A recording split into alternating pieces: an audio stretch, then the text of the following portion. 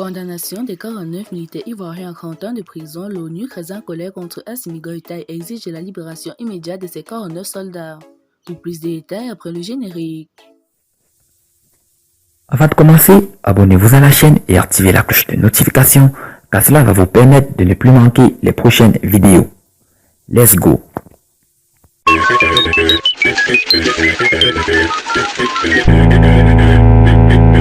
Visite du secrétaire général adjoint de l'ONU suite à l'arrestation des 49 militaires ivoiriens à Bamako. Des mises au point décisives pour la poursuite des opérations de la MINUSMA.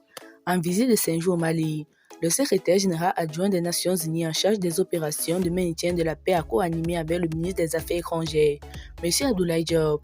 Un point de presse hier mardi 26 juillet 2022 à Koulouba. Dans son message, M. Jean-Pierre Lacroix n'a pas évoqué Mali. Le ministre Diop et Jean-Pierre Lacroix se prononcent sur la rotation des contingents des affaires des 49 soldats ivoiriens arrêtés. Le secrétaire général adjoint de l'ONU chargé des opérations de paix a entamé le 25 juillet 2022 en visite de 5 jours au Mali. Au deuxième de sa visite en terre malienne, le diplomate onusien Jean-Pierre Lacroix a conjointement animé une conférence de presse avec le ministre des Affaires étrangères et de la coopération internationale, Abdoulaye Diop, à Koulouba. Cette rencontre était une occasion pour les deux personnalités de partager avec les hommes de médias les enjeux de cette visite de travail, qui arrive dans un contexte particulier. Pour les deux parties, c'était en présence du chef de la MINUSMA, El Gassimouane. Cette visite de travail du chef des opérations de maintien de la paix de l'ONU arrivait dans un contexte tendu entre le Mali et la MINUSMA, caractérisé par l'expulsion son porte-parole et la suspension de toute rotation ses contingents.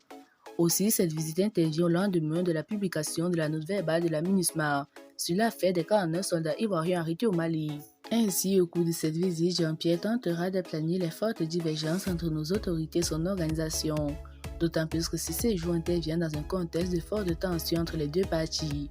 En effet, au lendemain du vote à une large majorité le 29 juin 2022, par le Conseil de sécurité pour renouveler pour un an du mandat de la mission multidimensionnelle et intégrée des Nations Unies pour la stabilisation au Mali.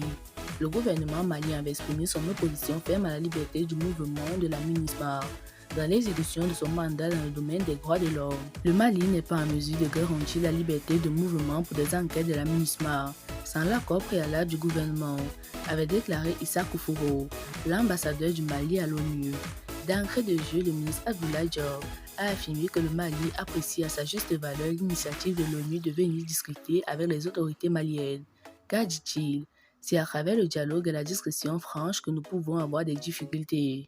En tout cas, contrairement aux allégations de certains médias, le Mali, de l'avis de son chef de la diplomatie, n'est pas en guerre avec les Nations Unies.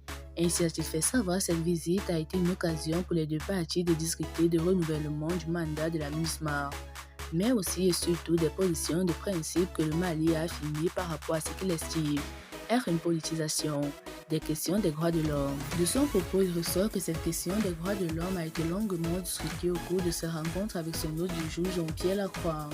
Pour le ministre, la question des droits de l'homme fait partie de l'ADN des Nations Unies et que le Mali se conforme aux droits de l'homme conformément aux conventions et traités internationaux ratifiés par notre pays. Nous le faisons aussi parce que nous pensons que la protection des droits humains est consubstantielle de notre histoire et de notre culture, a-t-il rappelé. Ainsi, les recommandations communes issues de cet exercice seront transmises aux Nations Unies. Notre vocation, c'est d'appuyer l'État malien, les populations maliennes, a-t-il déclaré.